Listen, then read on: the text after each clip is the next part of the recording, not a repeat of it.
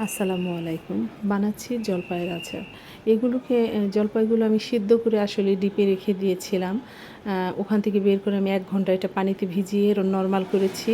তারপর পানিটা ভালো করে ঝরিয়ে নিয়ে কড়াইতে দিয়েছি সরিষার তেল, জলপাই, ১ টুকরা দারচিনি, ১টা এলাচ দিয়ে হলুদ, মরিচের গুঁড়া, লবণ দিয়েছি। আর দিব হচ্ছে সরিষা বাটা। আর এই জলপাইটা আমি অনেকক্ষণ জাল করেছি, প্রায় ১-১.৫ ঘন্টারও বেশি হবে। আমি এটাকে মৃদু জালে এটাকে সিদ্ধ করেছি। আসলে এই জলপাইটা অনেক দিন ডিপে ছিল, এটা আস্তে জালে না করলে ভালো লাগবে না।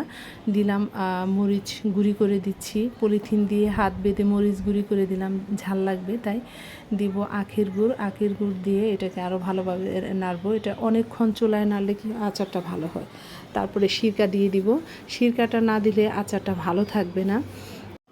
সিরকা দেওয়ার পর ৫ ফোড়ন মশলা দিয়ে এটা নামিয়ে ফেলবো।